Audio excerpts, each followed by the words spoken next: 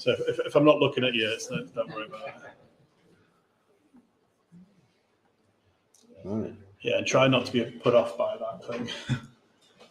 Yeah, so there will be a bit of a lag to this, so it's going to look slightly strange, but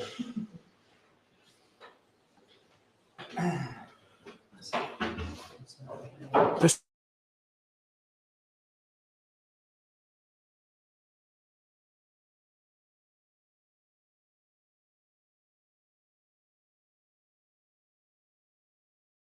So, hi guys, welcome to our live tasting at the Mitre in Knaresborough. I'm Wayne. And I'm Lee, and that's really disconcerting having that TV on the screen behind us. We can see it behind us. Well, there we are, we've suddenly appeared on the screen.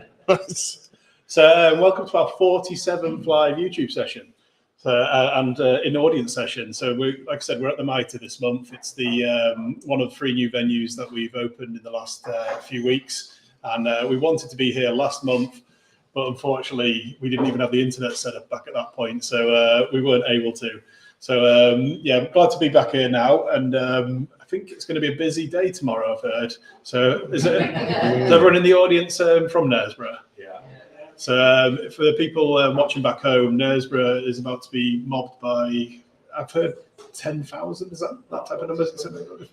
So, multiple thousands of people for the annual bed race. Yeah, just before this, we were chatting to Ian Fozzard, who used to own this place and now owns Roosters Brewery. He was sat there having a pint before. He said, "You have absolutely no idea what is going to hit you tomorrow."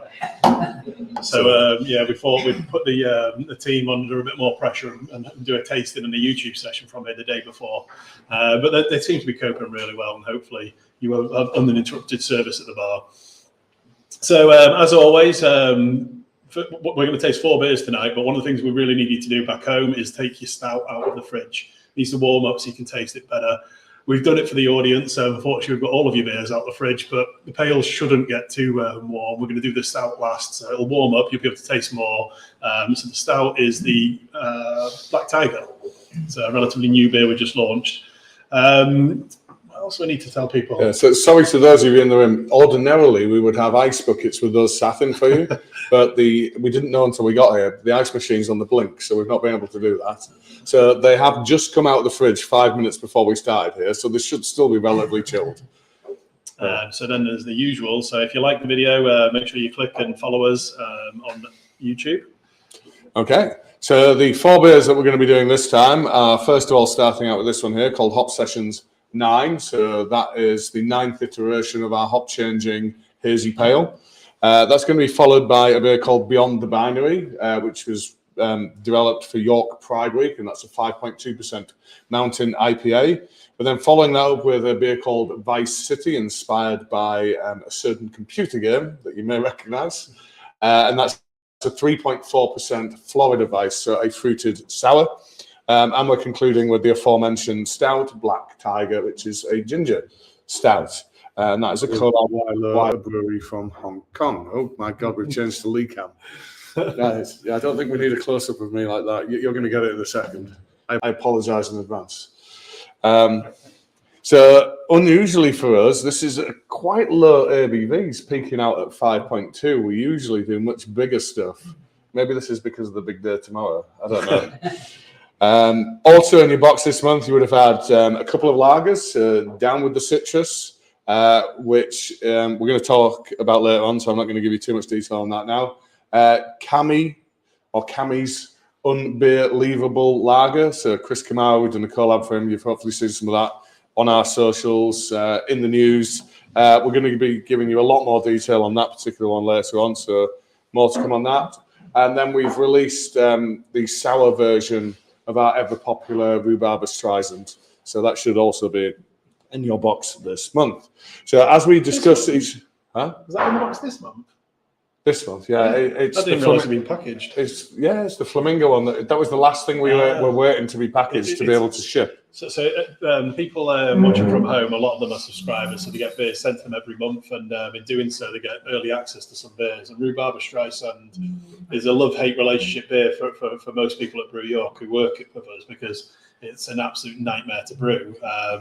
And then we got a bit over. It became so popular that we just got a little bit sick of drinking it all the time. But the sour version is one that everyone loves. So the brewers, we're all over that. So I didn't realise it'd been packaged. Otherwise, I'd probably brought a few underfilled cans for us to drink tonight. Sorry about that. So you won't be able to see it there, but I can see the comments of everybody that's watching online, and one of them has already commented, "I wonder who named Down with the Citrus." There we are. Wayne's just popped it on screen. So yeah, I think that was me. It was it was a previous beer that we a beer name we've used before, but we decided to bring it back this year for a beer we think is a bit more appropriate, which is a lemon and lime lager. It's like a shandy. Yeah, so we've brought the name back, but it's a completely different style of beer, and you don't need to be a genius to work out that I'm quite into rock music. So it is a rock reference. There's a band called Disturbed that do a song called Down with the Sickness, so hence Down with the Citrus. I can't tell, is Lee wearing a Disturbed t-shirt for the occasion? No, I'm wearing a Tool t-shirt. Yes. So make of that what you will. Without any further ado, you might want to pour yourself the first drink. So the first drink today is Hop Sessions 9. Yeah, and as you're about to see, as we go through each beer, we're going to give you a little bit of insight into the creation of that beer. So the recipe, perhaps the branding, how we come up with the name, as we just did there with the Down with the Citrus. And we really want this session to be as interactive as possible. It makes it more interesting for us, and I hope for you here and you at home, it makes it more interesting for you as well. So if you have any questions at any point in time, just in the room, pop your hand up and we'll get to you as soon as we can. Online, right beneath the video, the comments will appear here, and if it is worthy, Wayne will pop it on screen and we'll address it as and when we can. So hopefully you guys in the audience can hear us okay. It's a relatively small room and Lee talks loud. I'm a bit more restrained, but I try and talk loud for these. I just realised though, I looked down and I saw my microphone was still on my keyboard. So hopefully people at home heard me for the first 5 minutes of waffling. You know, and I don't think I talk loud. I think I have hearing problems. So this is why I'm this loud. So is Hop Sessions 9 me to talk? I think it is, isn't it? Well, if we turn the page, we'll find out, won't we? But there is one bit we haven't mentioned. As we do each beer, we'll also, at the end of that, take on a particular subject. At the end of today, we'll talk to you about what you can find out, or what you can expect in the months to come in terms of events we might be at, beers that are going to be coming out in the next few weeks and so forth. With the first beer, we always talk about highlights of the last month, things we've been involved with, good and especially bad this month. And then in the middle two sections, we talk about some other specific things. And one is going to be Cammy's unbelievable lager this time out. So I'm laughing because you've been blocked by that on-screen image for the last. Thank you. See, we're good at technology. Yeah. And the other thing we're going to be doing, which is a slight change of direction, is given this is the first time we've presented here at one of our new venues, we are going to put the technology to the test, and we're going to take that camera, we're going to have a little walk out that door, we're going to go through the beer garden, up into the bar upstairs, and then loop back down this way, and hopefully the internet stays stable, and you get to see a little bit of insight into one of our new beautiful venues here in Knaresborough. So one of the things I've just realised is you're going to have to walk with the camera, and I'm going to have to follow you with the laptop, because if they get too far apart, it might stop streaming. That's just fine. We'll make it. Well, I'm glad we're realising that now. Exactly. Yeah, okay. Well, at least we have realised, I guess. So, yeah, the first beer is down to you to discuss. So, yeah, Hop Sessions 9. So, for anyone joining us for the first time, anyone who's not that familiar with these beers, Hop Sessions is, as the name suggests, well, doesn't necessarily suggest, Hop Sessions is a sessionable beer where we change the hops up every single time we brew it. So, it's a 4.5% beer. It's probably not anymore, is it? No, it's 4.2. It used to be. We did bring it down maybe start of the year. Yeah, we dropped the ABV down. So Hop Sessions started off as a way for us to find a hop combination in a pale ale that we really, really liked, so that we could then make it into one of our permanently brewed beers. So this beer was the way that we created Coney. So Coney is a permanent beer in pretty much every single venue we have, and it's one of our biggest selling beers. It's really easy drinking, hazy with a nice soft mouthfeel, but and hoppy profile. And then Hop Sessions, once we formulated Coney, we decided to change Hop Sessions a little bit, drop the ABV a little bit more, so that we could still keep bringing them out and have them pouring alongside Coney, and they still work quite well. So we've carried on the iterations. We use different hops every single time we brew it. And this one is a little bit of a nemesis for me because it uses some of the hops that I really don't particularly like. But I do like the beer, so it shows that even if there's a hop you don't like, it could work in certain ways that you can still have it in a beer. So the one in particular I'm not a big fan of is Sabro. So Sabro is a relatively new hop. It's picked up a lot of popularity in the last probably 18 months, 2 years, probably longer than that now. But it has a coconutty, woody taste to it, and a bit of pineapple, maybe. Yeah. And used in the right proportions, I think it works really, really well in the beer. Sometimes I think a lot of breweries go really heavy on it, and then when they do, it just really puts me off. It's just a personal preference. Have you tried this one? Yeah. Where's this one on the spectrum? Well, I haven't mentioned what it's partnered with, have I? So it's also partnered with Talus, and Talus is a hop from the same family, and also has complementary flavour notes to Sabro. So it's taken two of my nemesis and put them in one beer. So cheers, guys. Thanks for. If I remember my hop history correctly, because I'm a geek about such things. Sabro was the hop that came first, and it was discovered in a US state. And if I was to tell you the genus of this is called Neo-Mexicanus, what US state do you think it might have come from? New Mexico. So they discovered this in New Mexico. It is quite unique in terms of the profile it offers, like Wayne's described, with it presenting wood and a bit of pineapple. And then they've cross-bred that to create another hop, Talus, which has some of those characteristics, but is probably slightly more on the fruity end of the scale. I get more guava from it. But Sabro in particular is Wayne's nemesis. So I think my brewing team delight in putting that particular hop into their beers to imitate Wayne. No, but I do enjoy it, but only in certain applications usually. So with hops, you can put them in the production of the beer in different stages of the process. So you can start with the kettle. Well, you could put them in the mash tun if you want, but you're not going to get much from that. The mash tun is usually where we extract the sugar from the malt to start the process off. It then goes into the kettle where we boil the wort, the sugary liquid, and then we add hops, and the hops bring bitterness, flavour, aroma. But at the point when you're using the kettle, it's all about bitterness initially. And then when the boil's finished, we usually cool the wort down, and we whirlpool some more hops in there, and that's usually about the flavour and the aroma. So if you use Sabro hops at that application, I think it works really, really well. It then brings the best out of the other hops you bring in at a later stage. When it gets cooled down completely, we transfer it into the fermenter. We add yeast to the process. The yeast starts converting the sugar into alcohol. We then add more hops. The type of beer we make, we add more hops in the fermenter to get the even more flavour and aroma into the beer. And then it's if you use Sabro too heavy at that stage, that's when I don't like it. And I think it has got a bit of dry hopping of Sabro, but it's the right level, I think, but it's balanced really well, in my opinion. Yeah. Are you having the Sabro at the whirlpool, or are you having that in the actual? So the questions come from the audience about when we actually use the Sabro in this particular beer. Sorry to disappoint you, and it's gone in both. But in the cold side, the dry hopping in the fermenter, we used a lot more Citra than we used Sabro. So that kind of citrusy character should be the more prominent thing that you're picking up on. Are you using it at the whirlpool, or are you using it bitterly? This style. Sorry, again, the question from the audience was: are we using this to bitter the beer, or just for kind of flavour and aroma? So when we're making this kind of hazy style, it's known for being particularly soft and juicy. So you wouldn't introduce any hops generally whilst the hot kettle is really hot, because it's the exposure to the heat that extracts the bitterness compound. So that's why we have this whirlpool. We drop it down to about 80 degrees. At that temperature, it's going to pick up flavour and aroma, but not pick up bitterness.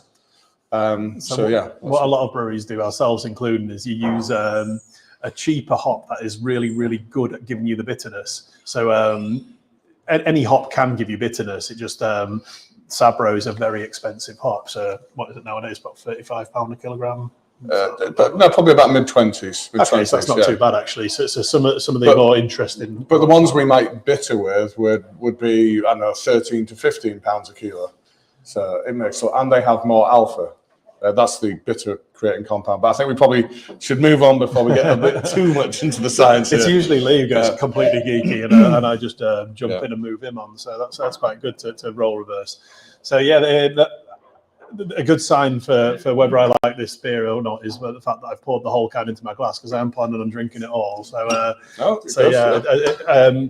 it's good to that our brewers are skilled enough to be able to use the hops in the right way to try and get the best out of them.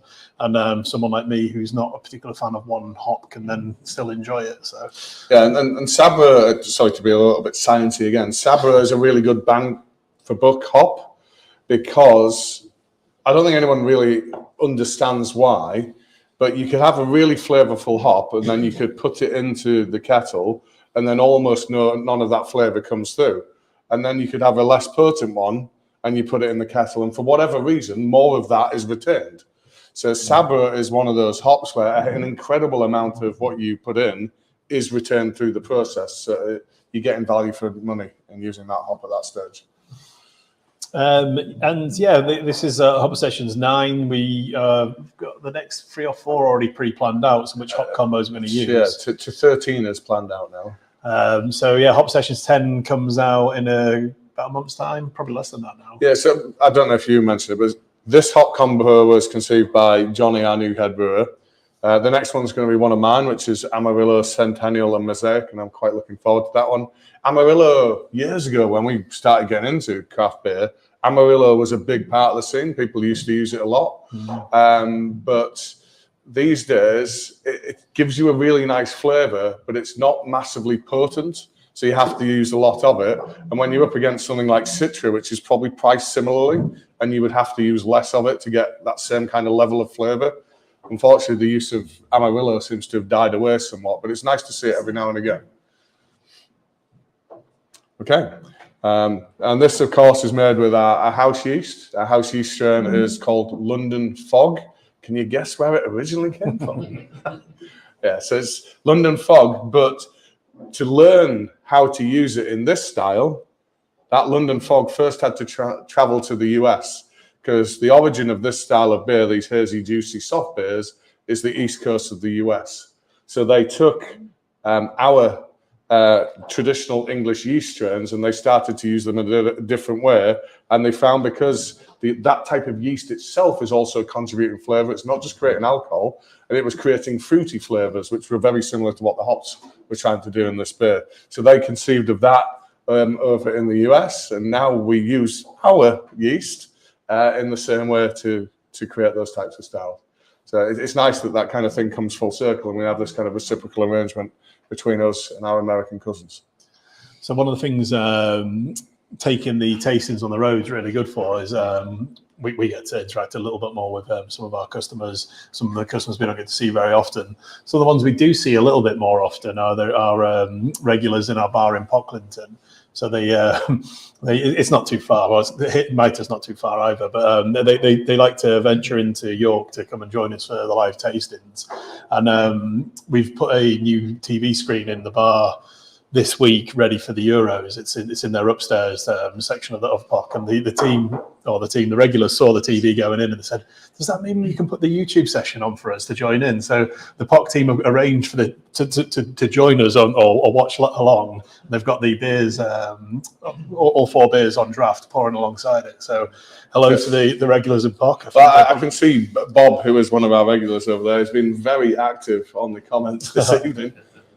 Trying to rope people into a Brew York pub crawl, which he's saying will not be quite like planes, trains and automobiles, but will involve a lot of public transport. Okay, yeah, well, good luck with getting that organised, Bob. Yeah, me and Lee will try and join you, as long as you can get us back from POC back to York again. Well, I believe we have an offer of a lift there, don't we? Anyway. Sounds like it. Can you ask Bob, will there be any pillows on the trains? Oh, no. Bob, we've been asked to ask you, will there be any pillows on these planes, trains and automobiles? So I will let you know what his answer is shortly.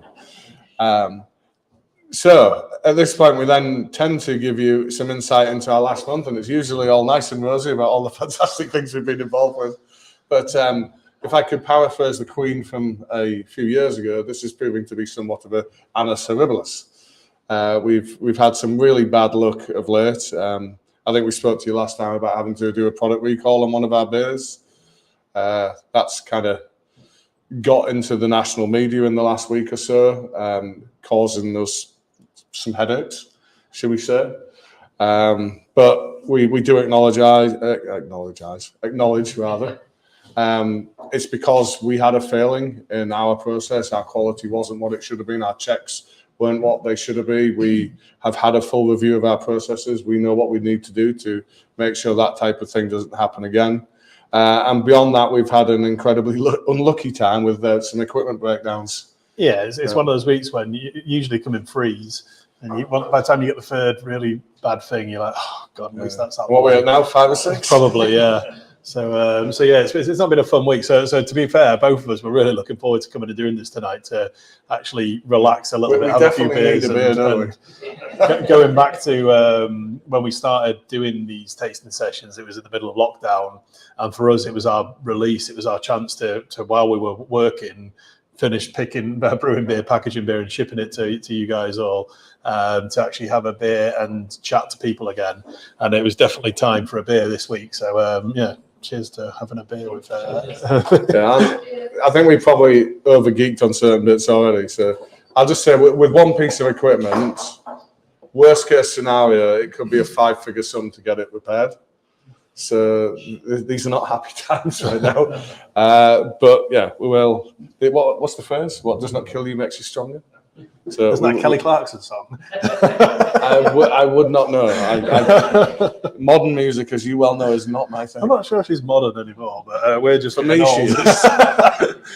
So yeah, we'll try and be try and not focus on the negatives this week, and let's be a bit more upbeat and focus on the fun stuff. So I don't know how many times I've been on a phone or video call with Chris Kamara this week, which is pretty cool. So yeah, that's been a lot of fun, and we'll talk more about that later on. Well, that's really cool. And yeah, and another nice thing, through one of our suppliers, I got invited to go to the boxing, so I went to Leeds Arena and I watched Jack Cantrell against Josh Taylor, which was incredible. That was really, really cool. So yeah, very privileged to be able to do that. And earlier this week with my wife and some friends, I went and did botanist bingo. Anyone ever done that before? So basically they have a acoustic musician that comes in, and you have a little bingo card in front of you, and she or he plays a tune. And if you have the artist on your card or you have the song name on your card, you get to cross it off. And if you get a line, you win some shots. If you get a couple of lines, you win some cocktails. If you get 3 lines, you get some wine. And I think for the evening, we took down about half of the prizes. So yeah, that was a really good evening. Quite a good concept. So yeah, really nice plug for the botanist there. Don't even buy our beer. Why am I doing this?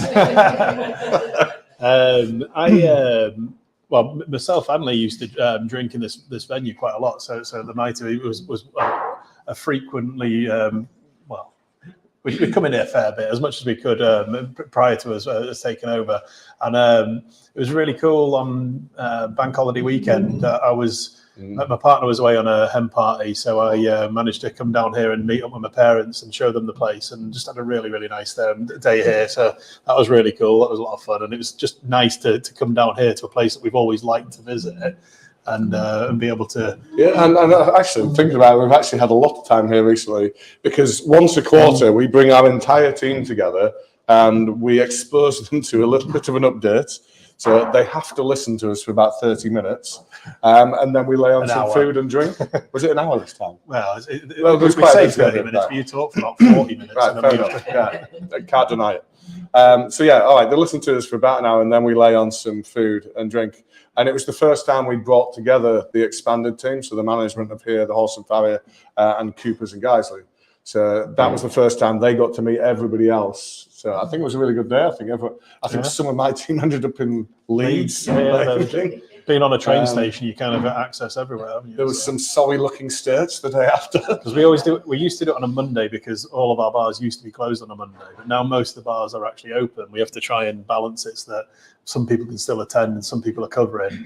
And it means that the brewery team are always working regardless, so that they come down on the Monday and then they have to go back to work on the Tuesdays. But they are very dedicated to their drinking, so they get on with it nonetheless. Okay. There has been a lot of highlights. It just sometimes you forget about how much fun you've had when you get a bit of bad news. So, having the new bars, all 3 venues, having a full trading month under their wings, and the team doing really, really well is great to see. And our sales in general have been really good from the production team and the brewery. So and all our existing bars. So can't grumble too much, can we? We just got to keep going. Oh. So we have for anyone joining us in the live audience, the audience.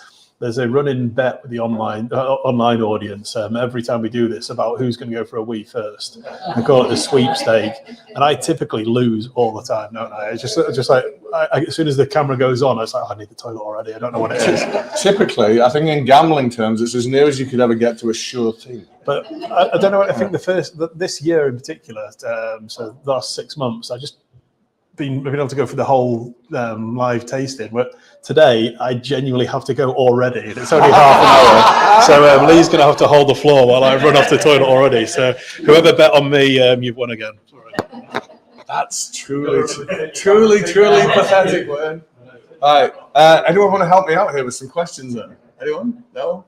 Right. Okay, we'll start talking about the next beer then. So the next beer we're going to drink is going to be Beyond the Binary. So beautifully branded can. I love what they've done with the artwork on this particular one. And I love the concept behind this beer. So I need another glass for this one. So this beer has been conceived to launch for York Pride Week, which has been the last week. The Pride Parade was last Saturday.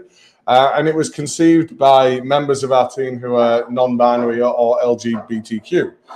And John, who was one of our brewers, but they have now moved on to go into distilling in Cardiff, came up with the concept of the beer. And I really love what they've done with the idea here, because to be non-binary is to not be one of 2 kind of expected choices. So in the beer world, we have the West Coast IPA. When craft beer first came about, when I was drinking it all those many, many years ago, the American beer that we got imported into this country was West Coast IPAs. It was bitter, it was kind of piney, resiny, and it was always clear. It wasn't hazy like this thing we've just been consuming. And then roll on about a decade or so, maybe 15 years beyond that, the East Coast of the US conceived of this kind of opposite style, which was no longer bitter, it was soft, it was no longer clear, it was hazy, and it had a more of a juicy finish rather than that kind of piney or resinous type thing going on with it. So that was kind of your binary choices in the beer world. You either had a West Coast beer or you had an East Coast beer. And then in the middle of the US, they have these mountains. So someone rather geniusly, or obviously, decided, well, what if we were to take the best characteristics of one and the other best characteristics of the other, fuse them and call it a mountain IPA. So what you've got is the bitterness that you would expect of the West Coast IPA, but the more kind of juicy flavors and the haze, I'm hoping, that you would expect of the East Coast. So that's what the mountain IPA is. I really like this style because as much as these are the best selling thing in beer right now, these juicy, hazy things, I miss the bitterness. For me, the reward of the drink is the bitterness. The thing that makes me want to go back and take that next sip is the bitterness. And that's great. It's got nice, juicy character, but I want that back note of bitterness. And that's what you get with the West Coast, and I hope that's what we're about to experience with this mountain IPA. Please tell me it's there. Yeah. It's hazy in look, but definitely got a lot of the tasting notes of the older school bitter West Coast, but then with a soft finish. So we're both proper West Coast style beer heads. So what got me into beer in particular when I first started moved away from cask beer. Well, I still drink a lot of cask beer, but moved from cask beer onto what people call craft beer nowadays. Was the stuff like Brewdog did a lot. Punk IPA was really, really popular. You had Stone did a lot of really good beers. Stone go to IPA, and then Sierra Nevada. Sierra Nevada Pale one of my favourites. Sierra Nevada Torpedo. Yeah. So these type of beers were what really got me into beer. So I still love to have bitterness in a beer, but we can't sell it very well as a commercial brewery. People don't buy bitter beers anymore. They do in traditional casks still, so you can still sell a bitter, but it's very, very different in keg beer. People want the soft, pillowy, fresh. I mean, thankfully, there has been a minor resurgence in recent years, which is good because the pendulum did swing far too far the other way. For a while there, you would order an IPA and you just know they're going to give me a hazy one, aren't they? I'm going to get one of those juicy things again. Whereas these days, if you order an IPA, there is now once again a small chance you might get one that's got a nice refreshing bitterness to it. Yeah, so bitterness is something that not everyone quite tastes. So you get it on the back of your taste buds, but some people don't really have the same sort of receptors, so they don't quite taste the bitterness as much as others. I do.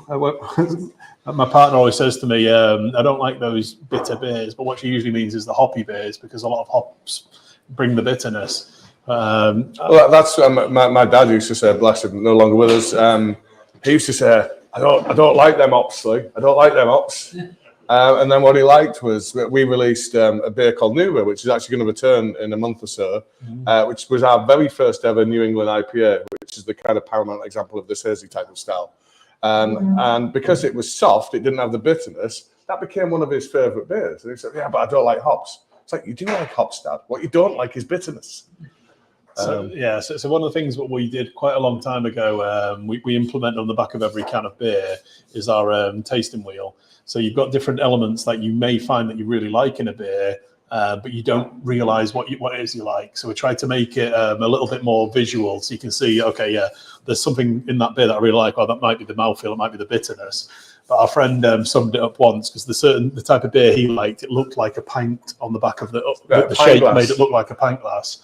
And he said, I really like those beers that you do that look like a pint on the back. So that's how he bought them in the shops. He'd go turn the back of the cans around and find the ones that look like that and try out the different beer styles. So he didn't need to ask people. He could find that for himself and then learn what the bits were that he enjoyed about those beers.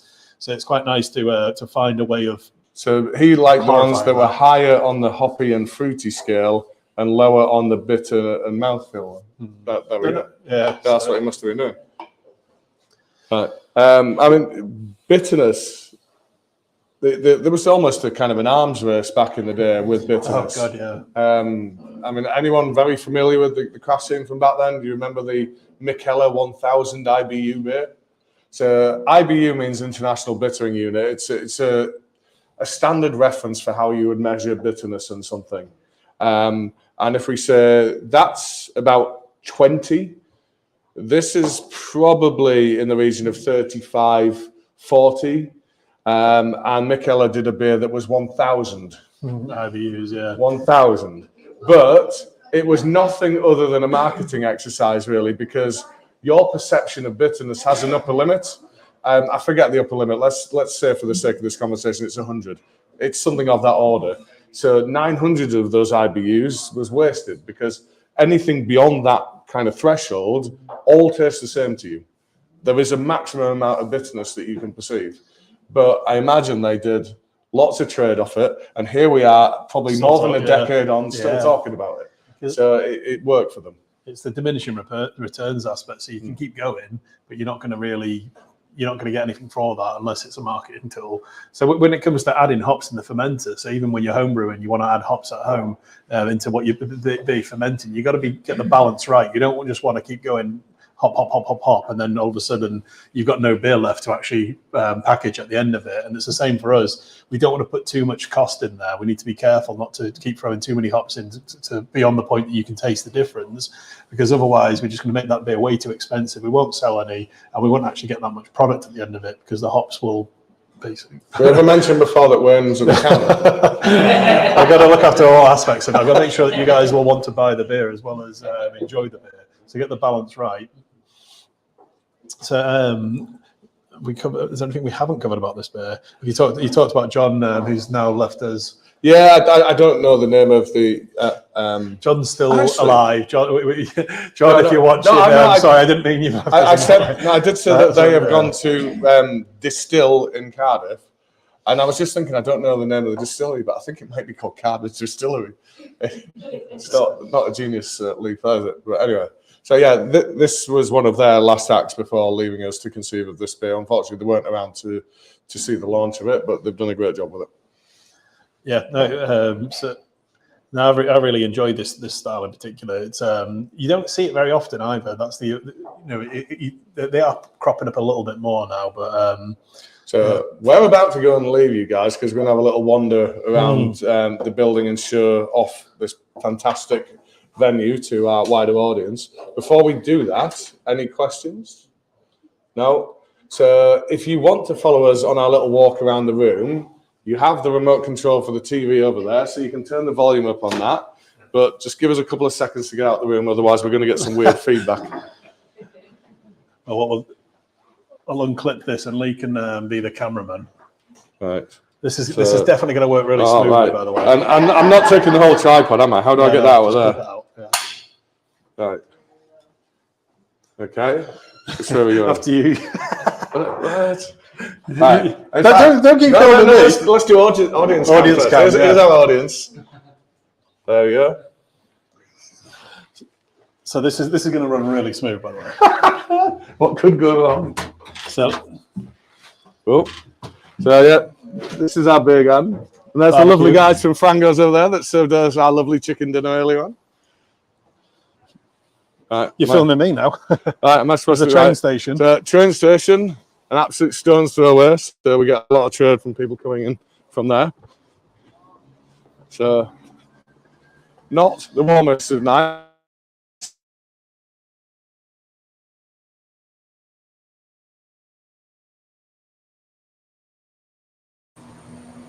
Oh, we've started cutting out, Lee. Oh, no, we're back on. So yeah, beautiful historic rail station there. We're going up here? Yeah. We've got some guy walking slowly behind us, making sure he doesn't get in shot. Here we are. Your fingers over the lens, Lee. Oh, sorry. Nice. Here we are, the main bar. Hi, guys. And the bar. Hello. Rachel, if you're watching us at home, this is your lovely daughter on her trial shift. Trial, permanent shift. Permanent shift. Oh, sorry. I stand corrected. Walking through the bar. Hello there, sir. So we're just showing off the venue on YouTube. Shout up if you don't want to be on camera. Thank you. Nice. Go through to the lounge. And then we've got a bit of a lounge through here, which is going to be amazing in winter because of this beautiful log burner here. I can wave to you. Hello. Do you want to wave to YouTube? No? Hello. Thank you. You know when you watch videos of people doing like they call it influencers in the wild. Well, before you disappear down there, this is also a 4-bedroom B&B venue.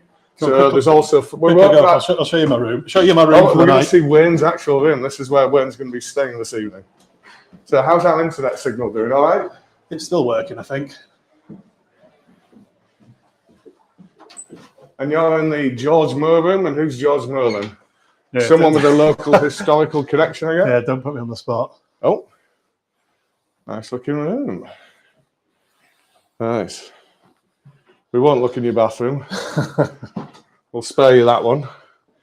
And Blind Jack is a figure of local historical note. And I think one of the first craft beer venues in Knaresborough was the Blind Jack. If anyone remembers Badco, the brewery, that first started out brewing in the Blind Jack as a bit of a brew pub type thing. So, bear with us, we are almost there. Back at the...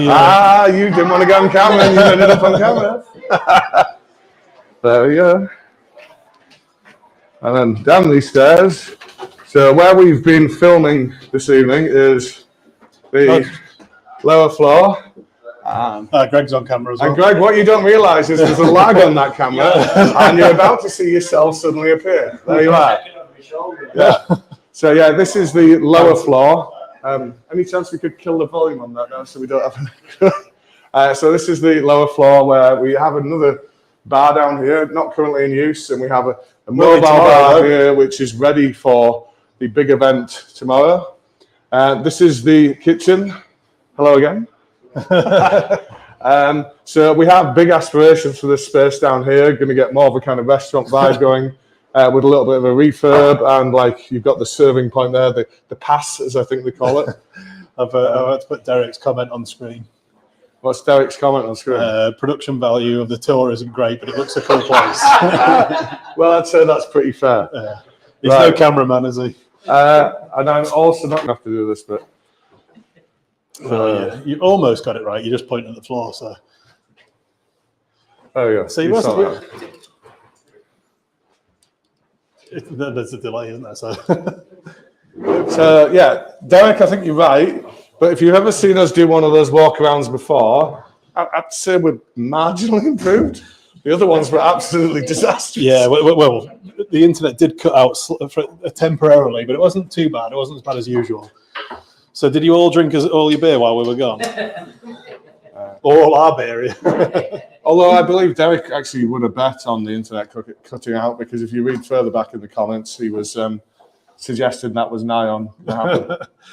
Well, hopefully everyone in the audience has seen most of the bar before anyway, but the YouTube audience, hopefully that'll entice you down with Lee's steady cameramanship. Shaky camera work, yeah. So you are all local, aren't you?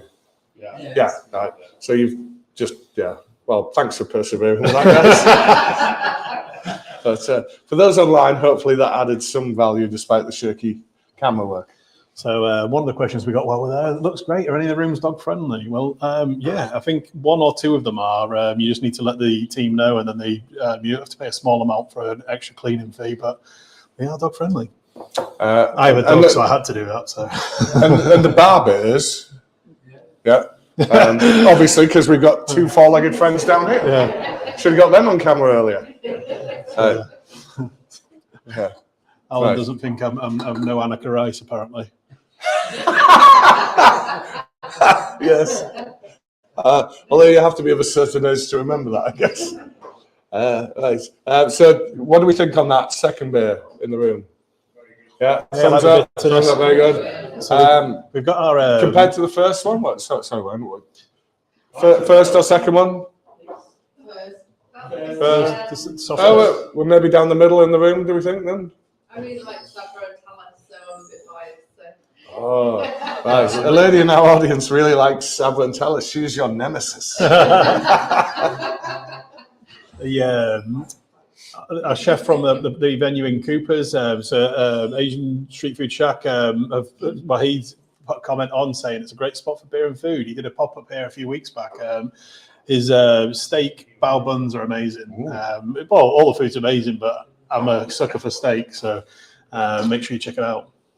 Yes, I mean, our post-stream treat this evening is we've got some steaks lined up from the Frangos guys. They just walked them down now, so we're going to be doing that like disappearing act in a minute. Right. Can you reheat steak? It's not quite right, is it? Well, you can just bring it and we can eat it on stream and make everyone jealous. No, we don't eat on camera. Anyway, we should be moving on.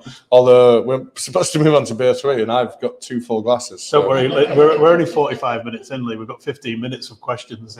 You can slow down, don't worry. Or you can see it off. Oh, I've done it. Anyway. Oh, that's beer 1. That was beer 1. Yeah, I'm just playing catch up. So how are we doing for questions? Have you picked any out? Yeah. I've just got another one. So it's quite pertinent. So Morag said, dogs in bedrooms are not for me because I'm really allergic. Don't worry about that. We do have at least 2 bedrooms that are not dog friendly. So we need to make if you've got any allergies and stuff like that, just if you make it clear at booking, we'll make sure you get in the right room. And that explains something to me. I did wonder why we would have 2 that are and 2 that are not, and it's probably for that very reason. Exactly. There we go. Right. Any other questions? Let me scour through. Any in the room? No? I think because we're doing the tour, people weren't ready for questions. right? Bob Stott, sometimes you just harker back to beers of your youth. Flat, no head, no sparkler. Are you a southerner, Bob? And warm, Wadsworth 6X. I don't remember that one. On cask, followed by Old Thumper. Southern lad reminiscing. Oh, there we go. That answers my question there, doesn't it? So one of the things we should probably mention is Joanna, who is our stalwart regular every time we do one of these sessions. She works for us. She leads up the sales team. So she does all the administration, everything in the sales team, but keeps them all in check. She had to have some surgery on her legs this week and out of action for a few weeks. And so everyone's missing her. And I think Alan from POC has just said that it's not the same being her in person, but send them back that wishes, and especially to Joanna for a speedy recovery. Yeah, nicely said, Alan. So yeah, Joanna is a massive part of our team. She's occupied a number of roles. First, she started out running the bar in POC, but then she did have an ankle issue, which is what she's now had surgery for. So left the business for a brief time, then rejoined and has become, the kind of linchpin of our sales team, keeping the rest of them in check, doing all their admin for them because they kind of won't.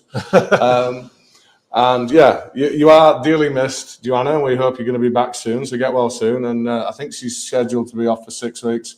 And I know she's going to be begging to come back in about 2. 2, probably already. It's only been like 2 days. But yeah, Michael, who also works for us, Michael works in our bar in POC. He only does 1 or 2 shifts a week because he's actually a teacher. And this is the bit he does for fun. But he's nursing Joanna to health. So thanks for that, Michael. Wow. It's gonna be like Misery, isn't it? The reverse. I mean, Joanna, as much as I love you, I'm thinking you're probably not a good patient. I think you're going to be driving Michael up the wall. But anyway, I could be proved wrong. So any other questions, or do we move on to the next beer? Someone's desperate for the next beer, aren't they? Yeah, we do have one actually from Chris Gibbs. I mentioned my finance accountancy role, but we're interested whether I was conscious about ingredients cost when I was homebrewing. So I got into homebrewing not out of a way to save money or anything like that. I was just trying to find a hobby and trying to do something to replicate some of the really cool beers I was tasting at the time.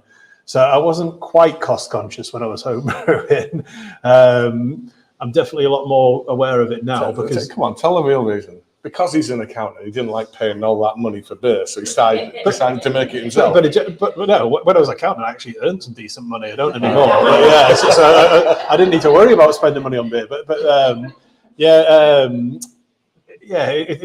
It wasn't so much that way. So I wasn't worried about anyone buying that beer. I was just worried about brewing the best beer I could make and wanting people to try it. If we're honest, cost would not even be a consideration because you were paying what at that point £3.50, £4 for a pint in a pub, and the second you start homebrewing, you're paying about £1 a pint, possibly less.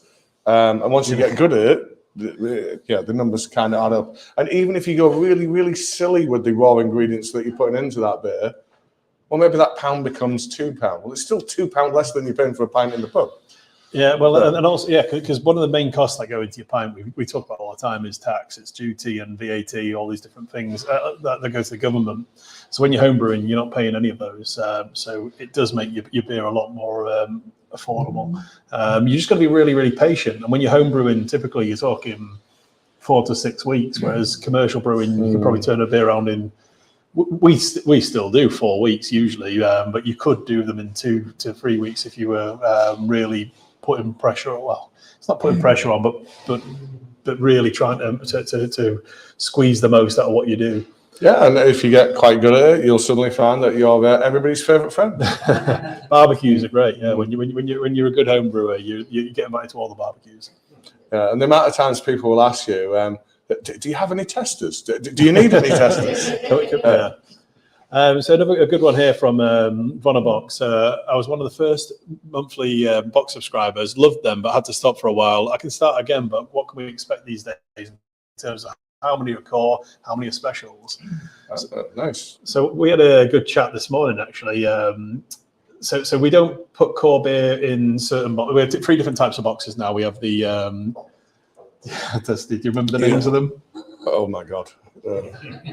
So is anyone from marketing watching from home? Can you give us some prompts? Can we just say that there's 3 tiers? There's 3 tiers. And is it 6, 9, and 12 beers? Is that it? Exactly. Yeah. And the gold tier, which is the most expensive one, has multiples of the premium beers in the box and avoids core beer completely. The level down has some core beer occasionally, but the Explorer, which is the first box, is just a couple of 6 different beers. I knew that really. I was just waiting to get there. But one of the things we spotted in our conversation this morning was we haven't put any barrel-aged beers into the boxes for a couple of months because we haven't released any new barrel-aged beers for a couple of months. So we actually have one ready to go, and we've decided that next month it's going straight in the subscriber box. So anyone who subscribes at the moment, you'll get, which one? Barrel-aged Rum Sunday? Yes. Yeah. So Barrel-aged Rum Sunday, which is a beer we did with which brewery? Oh my god. It was it Funky Fluid? So no, Funky Fluid was the coffee stout. So our birthday 2 years ago, we did 5 different That's beers. why we write notes normally, so we don't have to this look at wasn't each in the other. notes. Yeah. Well, when you release 75 new beers a year, it is a little hard for us that are making them to even keep track of that. On Sunday, who was that collab with? He'll remember it at some point. Was it the Spanish one? No, it was Nerd. Was it Nerd? No. So we're so spoiled, unfortunately, that we get to brew with some amazing international breweries, and because we've had a year of sleep in between, we can't remember which one we brewed with. What we need to do is use the hive mind. How about someone online tells us? Somebody who's on the live Nerd, Emma suggested Nerd. So that was Rum Sunday. Yeah, okay. Yes, it was. Yeah, because Rum Sunday was the really intensely. You boiled it for forever, didn't you? Oh yeah, 8 hours or whatever. So Nerd Brewing are a Swedish brewery, really, really, really good brewery who are specialists in stouts, and they do lots of really interesting techniques because they only do imperial stouts. We learned a lot from them. One of them was the 24-hour boil or something daft like that, where you're boiling the wort for 24 hours, evaporating a lot of liquid, getting a really intense, sugary, treacly wort that you then ferment and make into your final beer. And we didn't boil it that long, but we did follow the same kind of principle. So it was longer than we'd ever boiled anything. You get certain reactions going on. If you imagine, like when you're browning meat and stuff, that's called a Maillard reaction. So you get a lot of that going on. So there's a lot of things going on that's transforming the flavors in it. But yeah, this is not the first time this happened. Do you remember when we were at Elusive? And we were saying, and there was this beer and there was that beer. And some guy in the audience went, no, it wasn't that. It was this. They're like, yeah, you know our beers better than we do. So, yeah, it happens occasionally. He was talking with his hands, so I had to zoom in on him for everyone at home. Yeah. Gesticulation, that's the word you're after. But yeah, the beer itself, the original beer, was really, really good. Rum Sunday. We learned from a brewery called North Riding Brewery in Scarborough. Stu from North Riding's a good friend of ours. He's a really, really nice guy. And years ago, he told us about a ice cream company that do the flavourings for ice cream. Forrester and Wood. Yeah, and he was doing a rum mild. Was it rum and No, raisin mild? rum and raisin mild. It's beautiful. And if really, you really ever good. encounter that, please try it. So we used that same rum and raisin flavouring to add to this stout we brewed with Nerd, and it was really good. It was really, you got some nice rum and raisin, easy for me to say, rum and raisin flavours coming through in the imperial stout. Worked really, really well. And then the barrel aged version, we've taken that beer, we've aged it in rum barrels for probably, because we are that predictable. Yeah, exactly, 9 months ish. And then then packaged it a couple of months back, and then we were holding off from releasing it because we were waiting until. Well, that's a good point actually. So one of the things we've learned with our barrel aging program is there is such a thing as leaving a beer in barrel too long. So even though we might not release it immediately, we will try and, like the pea thing, Jolly Green Giant, lock in the freshness. We'll try and lock in the flavor. You needed a pea, so. No, that's you, mate. You forget. Probably. What we'll try and do is capture that at the right moment, because if you're continually getting that interaction with wood, you can pick up too much barrel character, you can have too much exposure to oxygen. So there's kind of a peak point.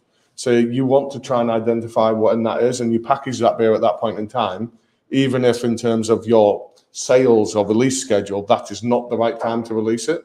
And then we leave it sat there, and it doesn't get any worse for that. It actually continues to evolve in flavour, but without having that excessive wood exposure. Yeah, we lock it into the can and lock it into that space, which is a funny one because we don't can age products, but they do develop and still improve with the time that they've got to mellow and soften up. So that's going to be, well, I'm sure it was already a good beer, so I'm pretty excited to see what you guys think of it next month on the live tasting. So, which is when? Can you remember? Yeah, was it 14th of July? 12th. Close enough. 14th of July is the Euros final.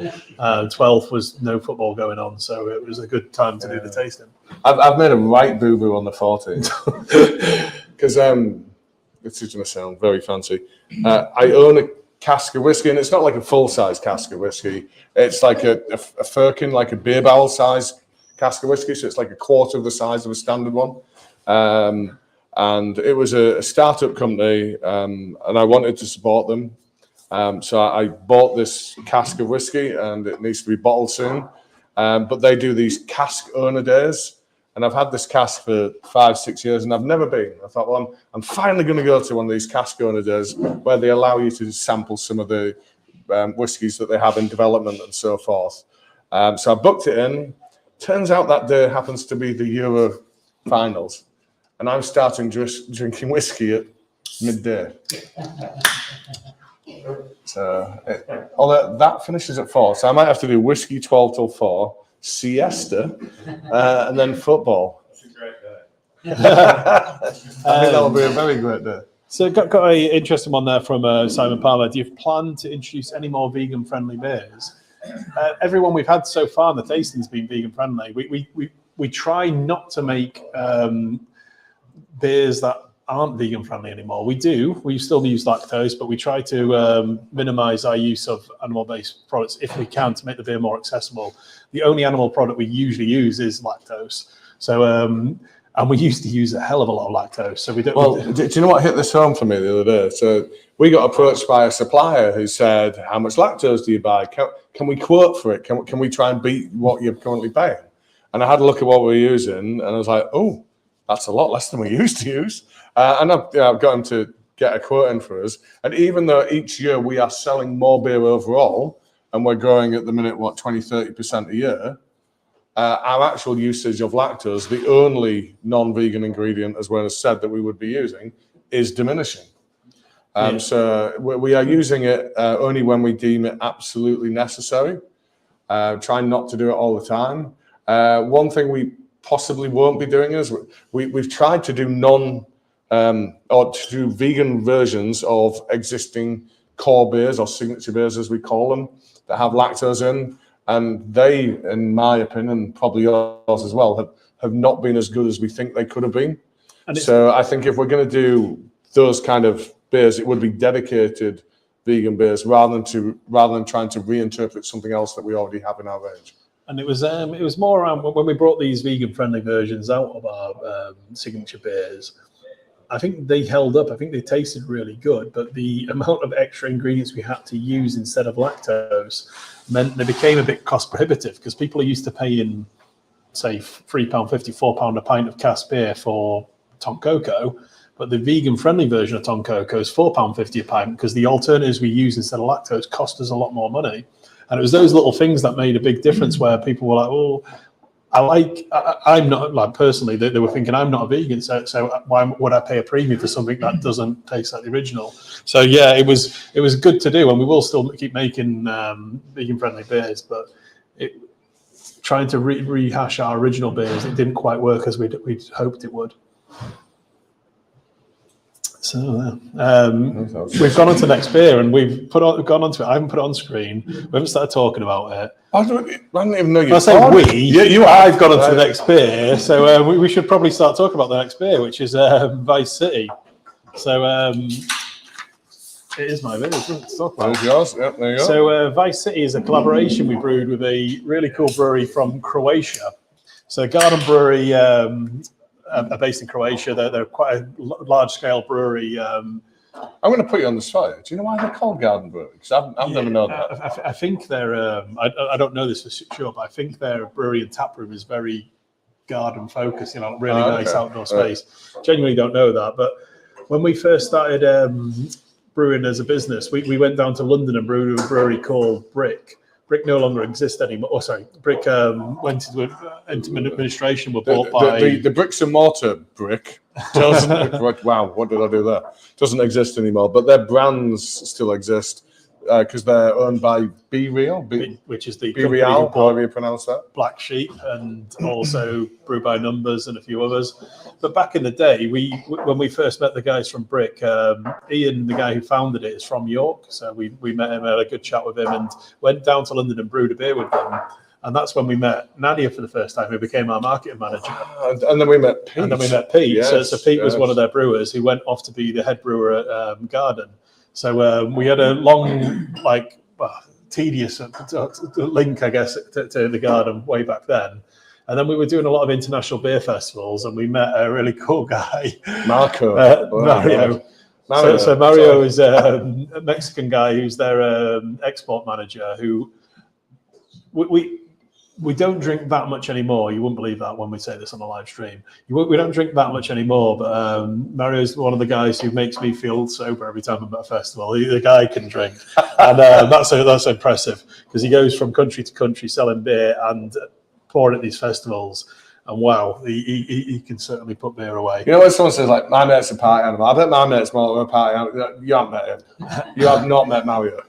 But yeah, he's really nice guy. He's probably one of the friendliest guys we've met since we've been doing this. So he came across to York when we did our birthday festival and brewed this beer with us. And yeah, it was a lot of fun, and it was really nice to brew something a little bit lower ABV.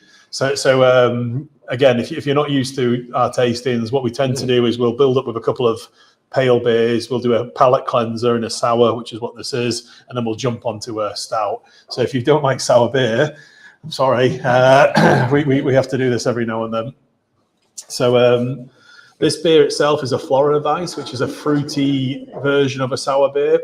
So if you've ever had a Berliner Weiss, so Berliner Weiss was it's a German regional style. So in Germany, they have something called the Reinheitsgebot. You've probably heard of that. You may have heard it referred to as the German purity laws.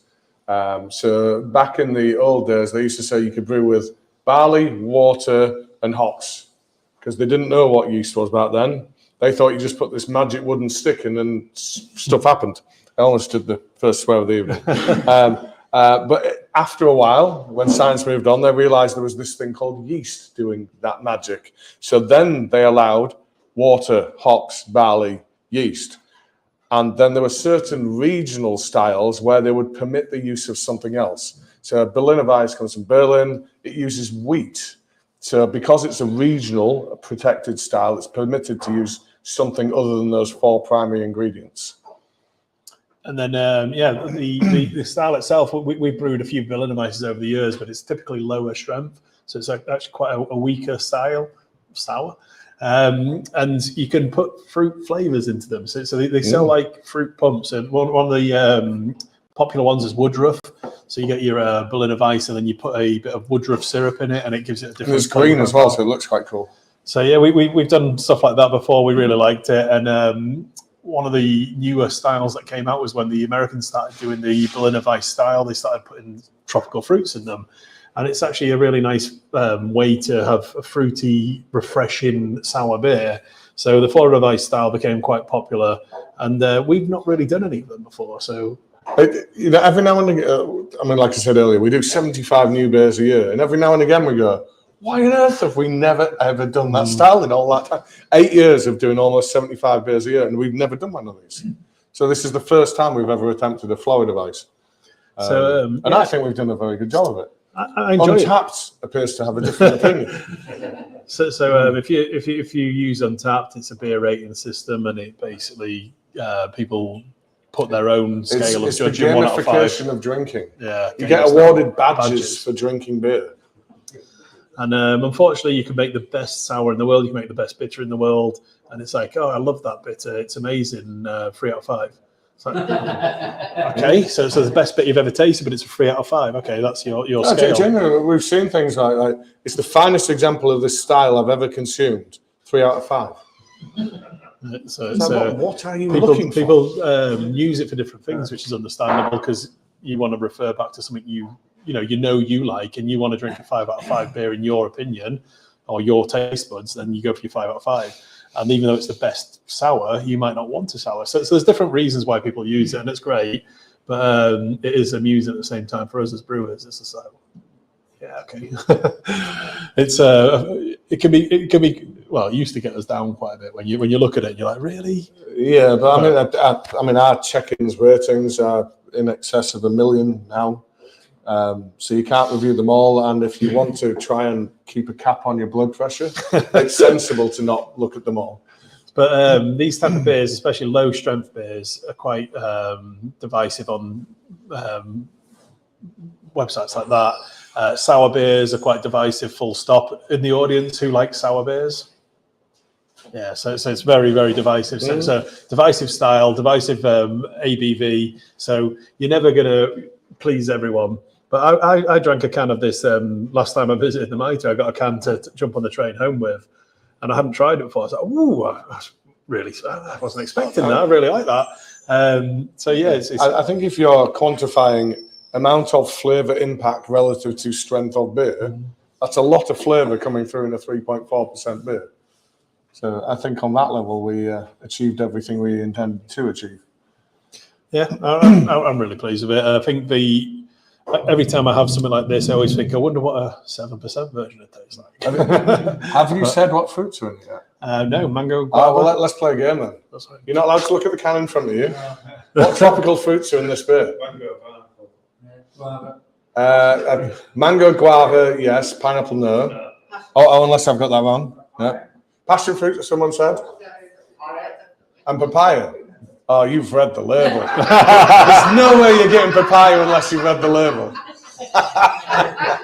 Because papaya is in there, but papaya, I'm glad we put it in there, but it does get lost amongst the other flavours, I think. But yeah, it is in there. Okay. Sorry, not passion fruit. A lot of passion fruit. Yeah, I think very much the flavour of it, that sourness and the flavour you're left with is very much passion fruit. So definitely, when you use passion fruit in different types of beers, one of the real problems you've got is you can get a horrible.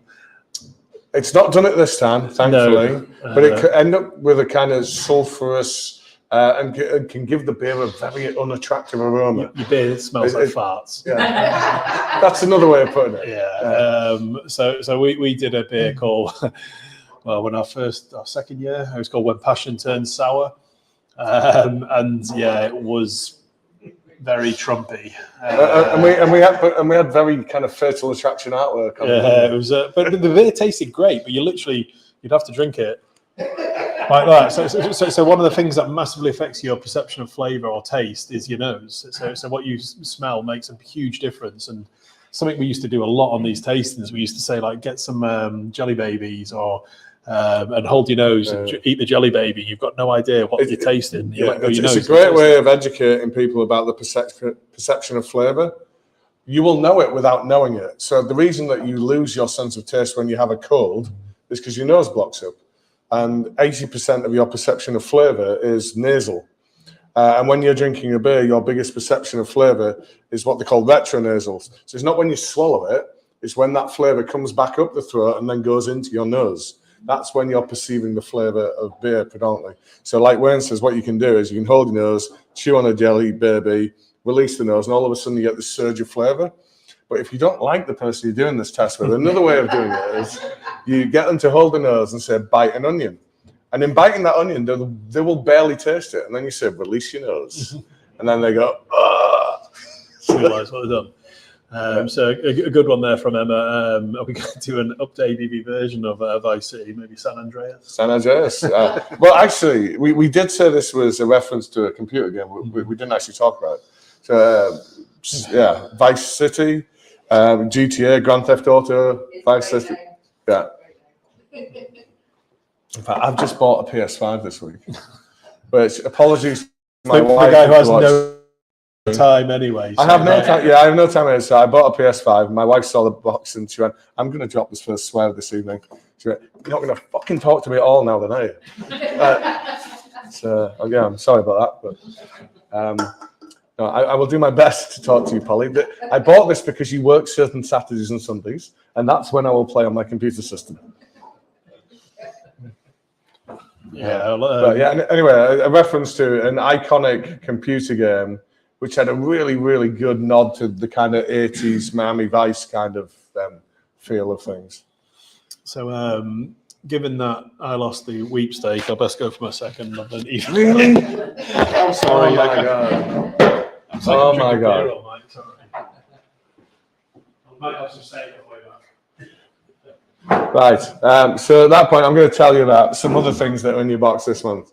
So we kind of did this a little bit earlier. We talked about there being 2 lagers in the box. So you've got Down with the Citrus, having the Disturbed song reference.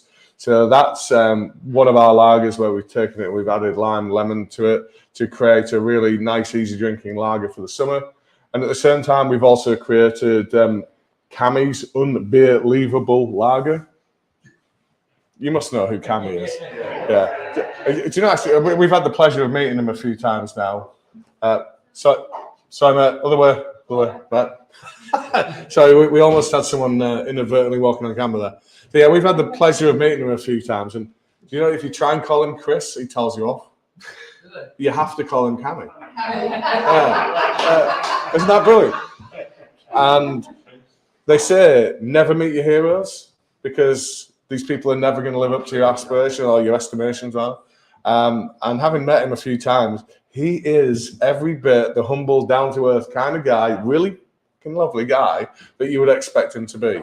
And we got him involved with this project. We're going to raise money for prostate cancer.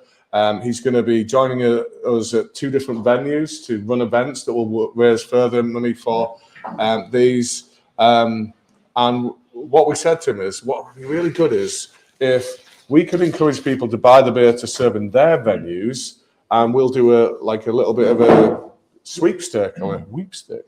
And anyone who buys, so the way in which we're doing it is, if a venue buys 4 kegs, they get 1 entry into a draw. And if they win overall, Cammy in the autumn is going to turn up at their venue and spend the night with them and their punters. And he said, do you know what? Do you want me to do 2? So we might have the option of getting Cammy into 2 different venues off the back of this project, all in the aid of supporting prostate cancer, or the fight against prostate cancer, rather.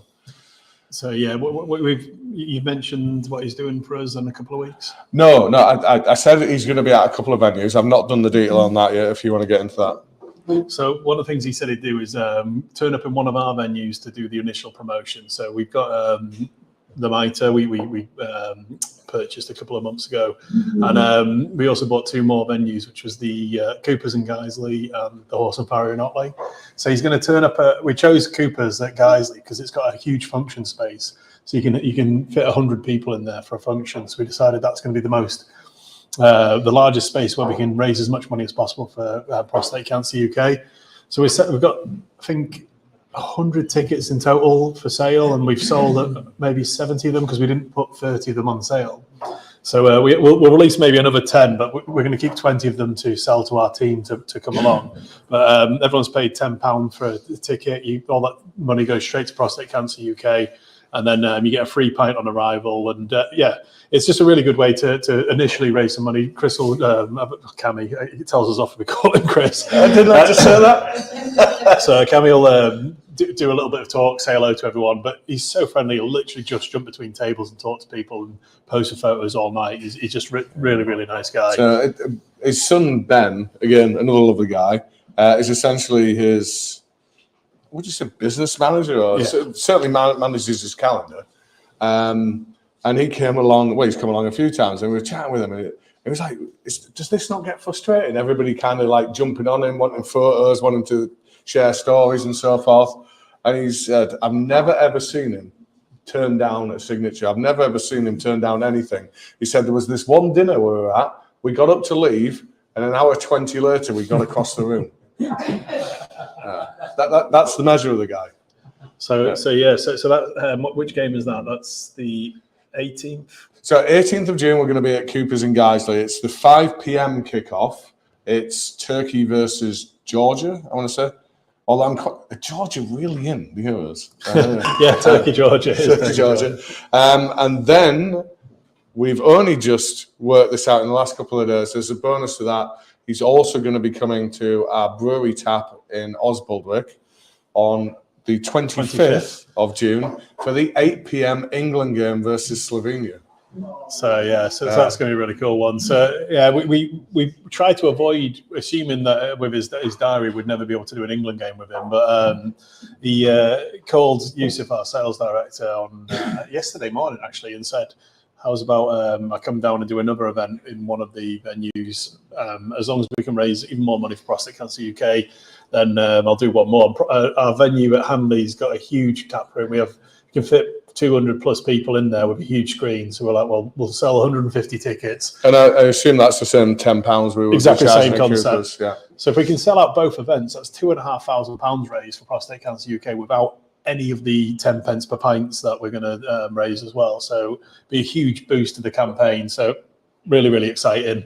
And hopefully England will be winning some of these games as well. So we might get a bit of prospect of progressing in the Euros as well. I find the best thing with England is to expect nothing and then you can't be disappointed. Well, that's usually my approach. It's just a bit strange going to a tournament being the favourites. But, No. Yeah. Really? Yeah. Have they seen our defence? So that's been a really, really cool thing this month that's given us a bit of a boost after all the other weird things that have been happening. Yeah, so it's a hugely exciting project to be involved in. So like I said a few minutes ago, your local venues, wherever around the country, you need to encourage your landlords. Go and press gang them, get them involved. If they buy this beer, Cammy's unbelievable lager, they'll get an entrant into the draw and they may have a chance to have Cammy appear at their local venue. So. It's I've just got distracted by what I just put on screen. Currently losing 1-0 to Iceland. Wow, that bodes well then, doesn't it? So we didn't mention why we chose a lager, did we, for the beer with Cammy? No, we didn't. So we were privileged a number of months ago now to have Cammy and Ben join us in our centre of town kind of flagship venue. And we sampled many brews. And Chris had his iPhone out, and we didn't know what he was doing at first. But after a while, we realised he was writing them down and scoring them all out of 10. And then we looked at his little scoring system, and it was clearly evident that his preferred style was lager style beers. So we then decided to create a lager style beer specifically for Chris. And it was that and the combination with the Euros. Most people drink lager when they're watching football, so we wanted to maximise the opportunity, raise as much money as possible. And sorry, I was laughing at the dog protecting us from the burglar breaking in.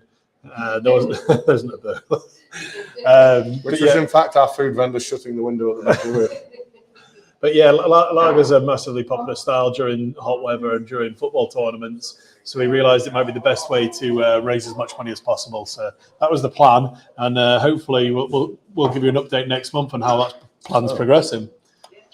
That obviously is quite good. I was going to say mine's gone as well. It looks like we're on the next beer. Although you've finished yours, I'm on the any questions before we duck on to the next beer? Any in the room? No? Any online that we've missed? I've not really there's a few popped up. What about the Bob's story about Cammy up here? I was going to put that one on. Right. So Bob Stott has said, lads, if I go to the market tap, I will only drink it, watching the football. Not a lager drinker, but quite a bit about prostate issues. Sorry to hear that, Bob. Could always have a couple of pints of cask before and after. Yeah, good for you, mate. See if Lee will do you a cask special so Cammy's lager. I had another how can I describe it?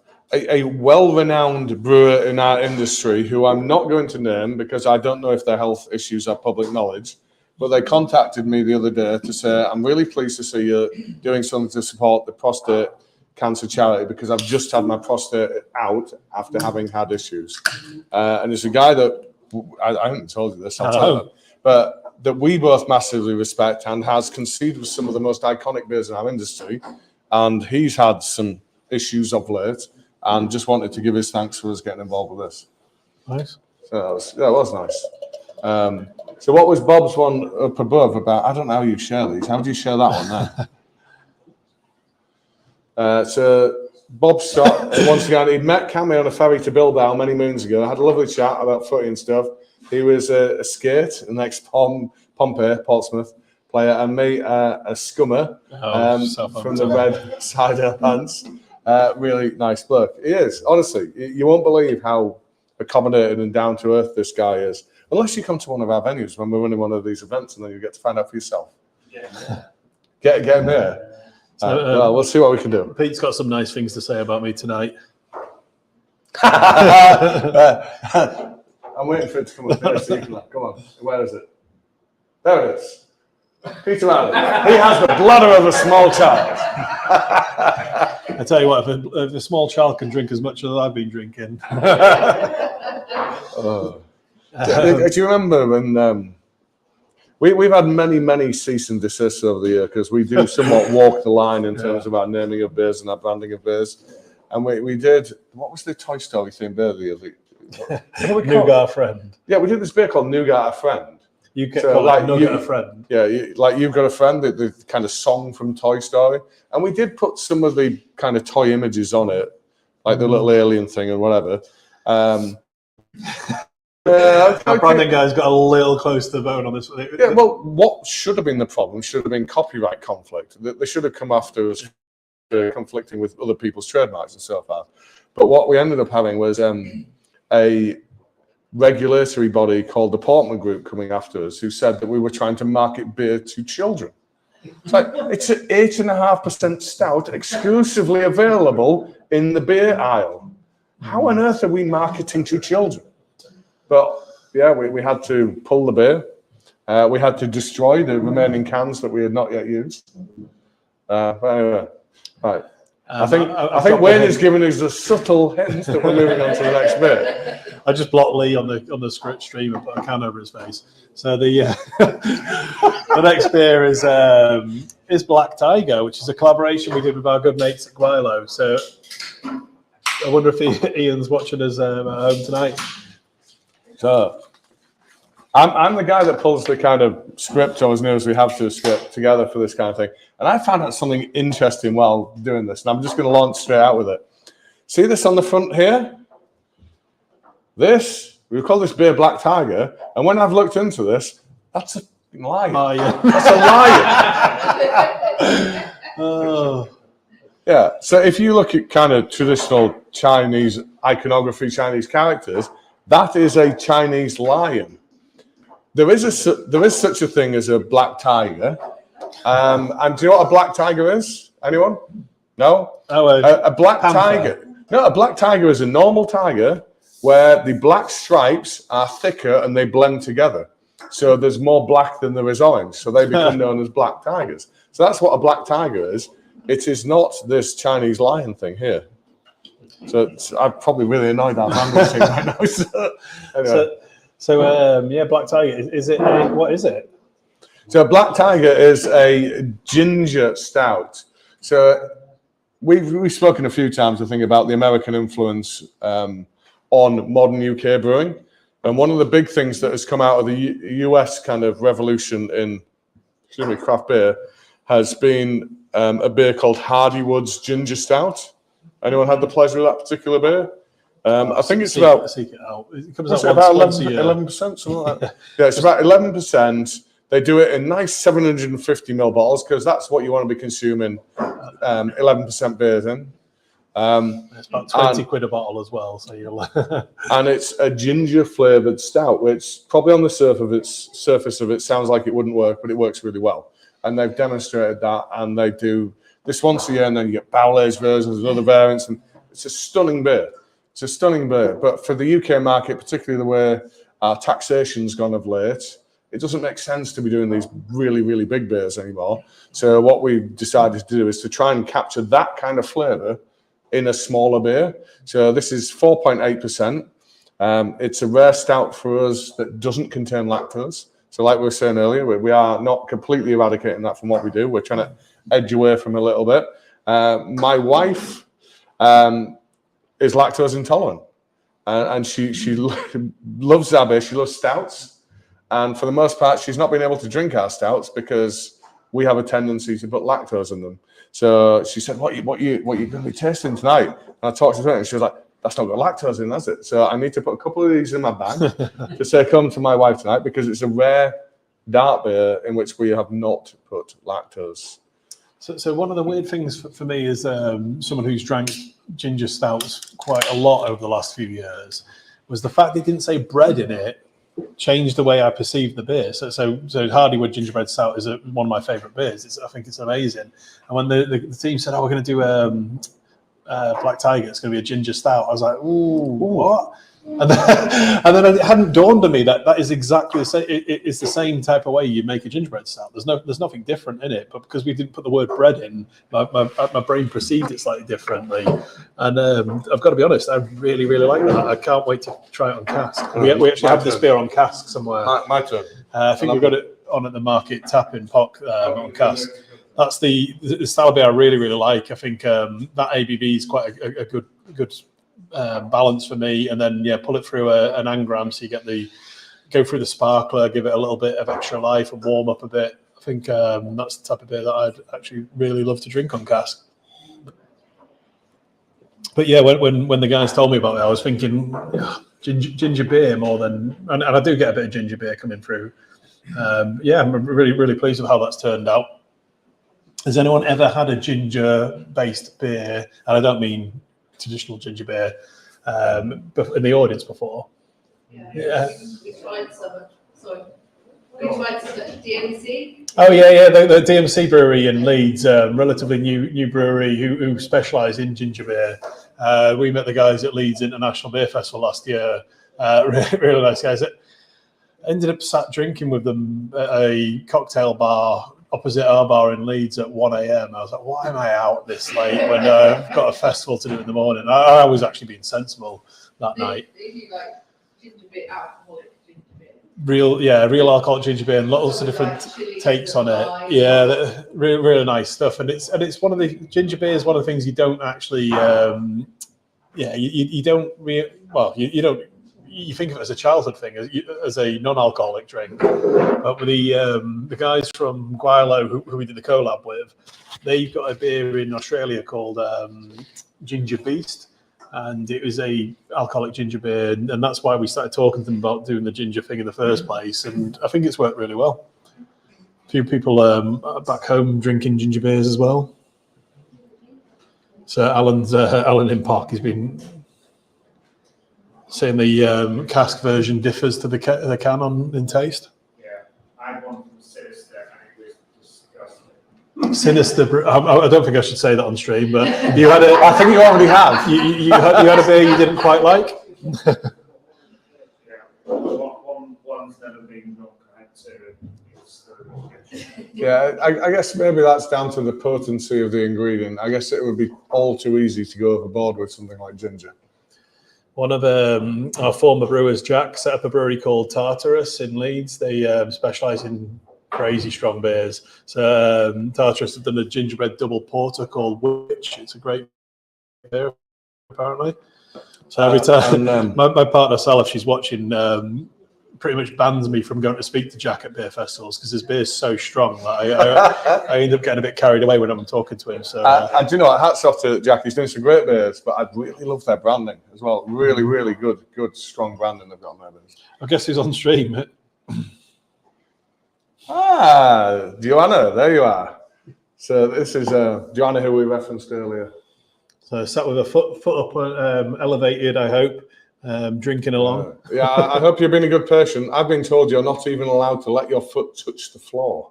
How do you That's even why she's got do that that? scooter, so to scoot along so it doesn't touch the floor.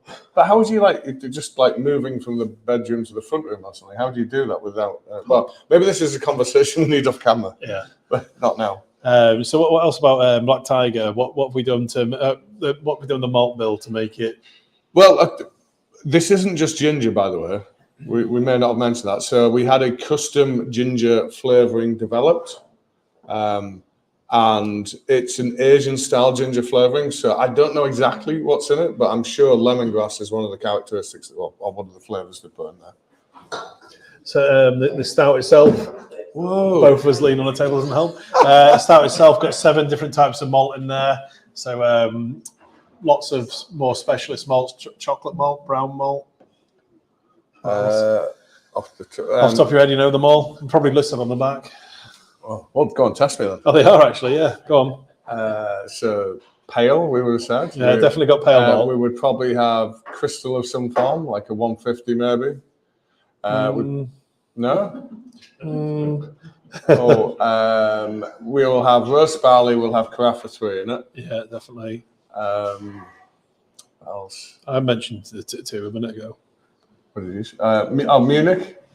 Yeah, Munich's in there. Yeah. Munich. I know this is not very chocolate brown malt top barley. I was close. So one of the things that we used to do a lot of on the tour, but one of the things that we don't necessarily do on the live tastings is most of the alcohol you taste in a stout doesn't come from the dark malts you get in there. The pale malt is what we have to use pale malt, even though it's a dark beer, because the pale malt has a lot of the sugar in it that then becomes the alcohol later on. When you cook with sugar, what happens to it? Testing the audience. Is anyone chef? Come on, guys. Begins with C. Exactly. Yes. So basically, it goes brown and it starts caramelizing. You get the burnt flavors, the coffee flavors, and that's what happens with malts. The sugar starts caramelizing, which means it's not then available to convert into alcohol later. So all these dark malts don't have the sugar still in it to make the alcohol. So even something like our nemesis, Guinness, is still going to be 70 to 80% pale malt because they still need sugar to make alcohol. More than that. Yeah, so you've got kind of 3 main categories. You've got base malt, which is the ones you can get your sugar from, contributing a little bit of flavour, not masses of flavours. You've then got ones in the middle that have been killed at a relatively low temperature, by which I mean probably 150 degrees or whatever. And you're converting the sugars into caramel. So some of it's fermentable, some of it's not. It leads to a more sweet beer with a slightly thicker feel. And then you've got ones where you've kilned at such a high temperature that you've destroyed the sugar. And all they're going to do is contribute colour and flavour. And at the low end of the scale, they create a brown and they can create a chocolate-like character. And at the top end of the scale, they can create a kind of burnt or a roasted kind of coffee-type character to them. They're very astringent, so you need to use them in very small proportions. So something like Guinness is going to be like 5% roast barley, yet it's black. That's the potency of that particular type of ingredient. And then we sometimes use a malt called Carafa 3, and then we've used it in this one, which is like the most extreme. It's all about, it doesn't really give you much other than the colour. It's dehusked and debittered. So they remove the bits that would have created that astringency, and all you're getting through is the colour and the coffee character. Do you use that in the actual, do you use that in the malt, in the walls, or do you do that as a cold brew and just add it? Okay, so the question has been asked about the Carafa 3, I'm assuming, or the darker grains, as to when we would use them. So all of these that were referenced so far are used in the standard grain bill. So right at the start of the process, you're blending with the water, and from the various different types of grain, you're extracting sugar, colour, flavour. You can use them in slightly different ways. Like if you were making a black IPA, for example, this is where Carafa 3 comes into its own. What you would do is you would add all of the other ingredients to get the kind of sugar and the flavour through. And then right at the end, when you're going to kind of start to pull that water through into your kettle, you throw the Carafa 3 on the top, and then you spray some water over the top of it. And because it's then got that very low time exposure to the water, you're going to pull through colour rather than flavour. Because the black IPA is supposed to be the paradox of you're going to get the colour of what you're going to think is going to be a stout, but then it's going to have the flavour of a hoppy beer. So that's how you get colour and not flavour. Short time exposure to the darker grain. And if you really, really want to cheat, there's a thing called cinema, where someone's essentially done that process for you, and they've taken something like a Carafa 3, and they've taken the colour from it, and they've created a malt-derived dye. So you can take something like a hoppy beer, like one of these, you pop some of that in, and you create the ultimate paradox. It won't in any way taste of anything roasty, but it will look like it, and you really mess with your mind with those kind of things. We've done it before, so we've done black IPAs. I'm sure most people have tried a black IPA at some point. So it literally tastes exactly like a normal IPA, but it's black in colour. Well, that's, for me, what a black IPA should be. People have done different variants of that over the time. But we've done the cheap way of doing that, where you use the cinema to dye your pale beer dark. And it's really good. It works pretty well. We've done the other ways where you actually add in Carafa free at the end, so you're just getting the colour coming through and a little tiny bit of bitterness. But that's my preferred manner. That's called capping the mash. If you do it that way, that's my preferred way of doing it. Unfortunately, styles like that don't sell very well anymore. But thankfully, we've got a friend of ours, Andy Elusive, down in Reading, who's flying the flag almost on his own for the black IPA. Well, I'm glad you love black IPAs. We do. Unfortunately, our production scale is 5,000 litres at a time. So unless we can be confident we can sell 5,000 litres of a thing, we cannot make it. Yeah. It's one of those big frustrations for us, because there's certain styles of beer that we still absolutely love, and unfortunately, commercially, they just don't work for us anymore. West Coast IPAs are a good example of that. We still brew one permanently, thankfully, because we have some in the supermarket. But if we didn't have that, we wouldn't be able to brew that beer so often, and it's a shame. But we live in hope. Things can be cyclical. Sometimes things come back around, and sometimes we need to just do things because we want to do them. So like once a year, I'm allowed to make a red IPA. I really like red IPAs. That's like taking those kind of caramelized malts and combining them with a really strong hop character. And that really, really works well, but they don't sell very well. So therefore, the accountant and the sales guys only let me do that once a year, because there is a risk that it ain't going to sell and it's going to hang around for a while. Or brew it in the original brewery. Yeah. So how many, you think Joanna's mixing beer with her painkillers, her pain meds? Because Egan Trail, I don't think that's the same as Oregon Trail, do you? I think she means Oregon Trail, yeah. So Andy Elusive, his fine example of the West Coast IPA is called Oregon Trail. So I think that's what she might be referencing there. So any thoughts in the audience on a ginger stout? Very nice. Like it? What? It's not sometimes when you get ginger in a beer, it tastes very medicinal. Oh yeah, I get what you mean. It doesn't. So ginger can bring out a medicinal type flavour sometimes, and thankfully we haven't gone too far with it. It's about getting the dosing right, I guess. And I think there's a lot of fake ginger out there, in the way that there's a lot of fake maple out there. Whereas I think this is a very clean, very natural ginger flavour, and it's very cleanly ginger. I think if I'd like one thing from it a bit more, I'd like that heat that you're supposed to get with ginger. Where's that gone? So maybe just a little bit more for me if we were to do this again. So should we talk a little bit about what's to come? Before that, I just want to throw one thing out there. So we've been talking about styles that we can't produce or we miss. Is there anything that you would like to see more of? Things that you don't see out in the market anymore that you hark for? Yeah. We spent an entire summer drinking Haymango. So that's a niche example. Mango ice cream pale. Yeah, I mean that's really niche. Yeah. So I love the branding on that one, the little monkeys and stuff as well. So a lady at the back of our audience has said that you and your partner had spent the entire summer drinking Haymango, which was all of like 4 of you were drinking Haymango. Haymango permanent line at the Mitre. Yeah, I really like making. That was our first attempt at an ice cream IPA, which, I mean, my God, should that thing exist? That's a really weird style, isn't it?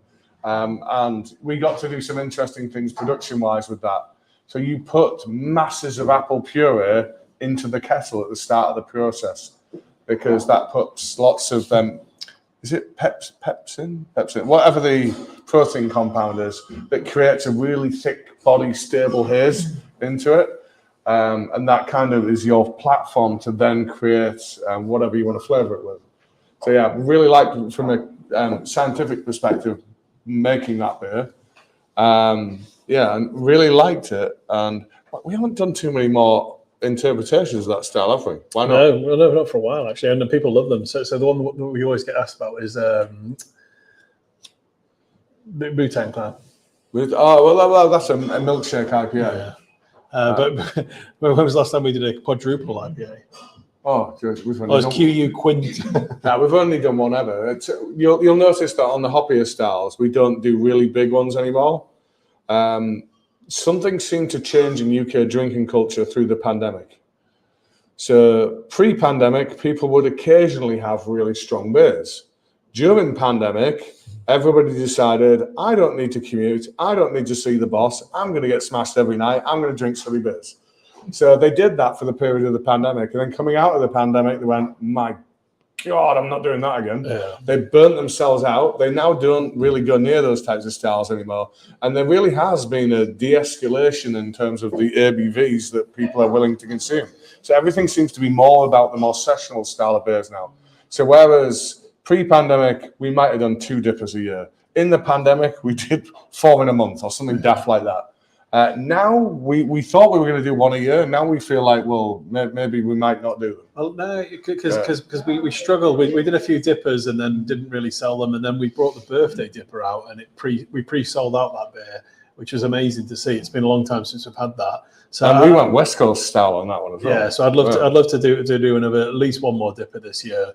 And then this was a really cool something we'd actually been talking about this morning. Something I actually requested in our meeting. I'll put the question on the screen. From Bob, when are we going to bring back Imperial Tonkoko on cask? Oh, so Bob, get out of our heads! So this is our 7.5% version of Tonkoko.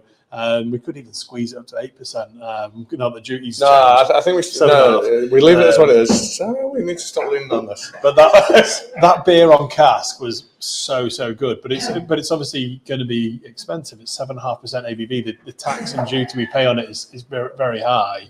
And we never in the past felt confident enough that we'd be able to sell enough of it to justify it. Whereas I kind of think we could probably sell enough of that beer now. And, right. So for the uninitiated, our flagship dark beer is a stout called Tonkoko.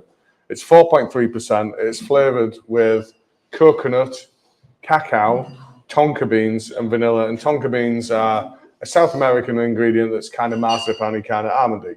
And it proved so popular that over the years we've done various different style interpretations and various different strength interpretations of it. But the one that we've always said is the best is the one that we did at 7.5%. So we've done much bigger ones, but the one that has the most or the best balance of flavour and strength, we think is the one that's 7.5%. And it's coming back soon. I think it's about 2 months away, something like that. And we always try and do a new version for Leeds International, don't we? Leeds International Beer Festival. We always try and launch a new version there.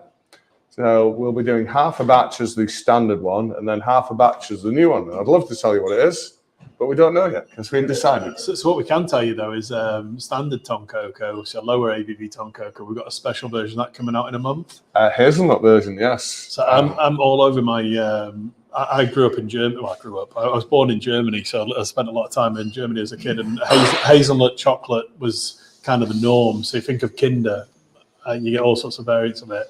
So when we're talking, my God, you're blowing my mind here. I've eaten Kinder for years. Is that hazelnut flavored? Not like a Kinder Surprise, but all the different Buenos and stuff like that. All of them are like. No, what about the egg one that you get the toy in? No. That's just bloody chocolate, isn't it? That's just a chocolate egg. Okay. But all the different Kinder, those type of variants tend to have hazelnut in them. So when we started talking about a variant of Tonkoko, it was like in my mind, it was like, hazelnut. And we latched onto it. So I'm looking forward to trying that one. But yeah, and then hopefully some bigger ABV versions coming soon. Belinda Morley has suggested a collab with Azvex from Liverpool.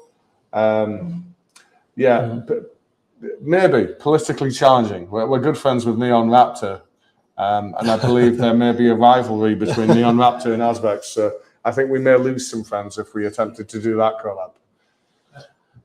So any questions about the beers themselves, or any questions in general? When you're doing your beers, do you come up with the recipe first, or ask the accountant? So something that tastes good and then think how much it costs. No, you want some insight into the planning process. How we try and run it as a much bigger organisation now is every October we get together and we try and work out what we're going to do for the following year, and then we'll map out. We want to do this amount of pale beers, this amount of dark beers, this amount of sour beers. And then we'll slot them into a calendar. Well, sour beers are going to suit the summer, and we do it all like that. And then we go, well, what do we think they should be at any point in time? And these are the things that have sold well in the past, so we're going to bring them back, and then we're going to do some new things. And then we kind of work out what those new things are going to be. And we might, at that point, have an idea, well, that's going to have passion fruit and mango in. But it won't be until much nearer that time that we actually start to develop the recipe and work out what the costs are going to be. So really the costs are not being considered at the point that we're conceiving the ideas of the beer. That comes much later on. And then that becomes how we're going to price it, not whether we're going to make it thing. Yeah, and when we first started Brew York, it was trying to find a way into the market. So we had to be very, very conscious about everything we did. When things, as we grew as a business, we realized we could be a bit more creative and do a little bit more fun. And then when lockdown hit, we could completely let the shackles off and just be as creative as we could. And then after things got back to a relatively normal where we are now, we have to be very, very conscious in certain beers and less conscious in others. So if we want our beer to be bought in as many venues as possible, then there's a price parameter we need to hit. So we need to be as creative as we can by utilizing ingredients as well as we can to make sure we hit those price points. So we have different tiers of what we can do. And we never try to cut corners. Well, we never will cut corners, but we always try to be conscious about what we have to, what the beer has to sell for at the end of the day. And when it comes to specials and special beers, special releases, we just make a beer that we want to make. And that's why they will probably be more expensive on the bar than some of the beers that you'll see in every single one of our venues. Or our signature beers are brewed to a price point where we know that it could be, if it's cask beer, it's got to be sub £4 a pint. If it's keg beer, it needs to be hit around the £5 to £5.50 a pint mark. So that's what we base those beers around. But when it comes to specials, it depends on the strength and the ingredients we're using. And there is a little bit of a limitation because we know that if we go too crazy with that, we will not sell the beer to the landlords, and then we won't be able to sell the beer to you guys. So it's always back of mind. It's always a consideration. And if you are an avid follower of Brew York, you'll notice that we are doing less of the stronger stuff. We built a reputation on strong dark beer, and now you see us not make it very often. And that's not the world we wanted to end up in.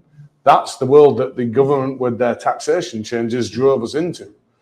So you want to still have those strong dark beers, but your budget only allows you to have them occasionally.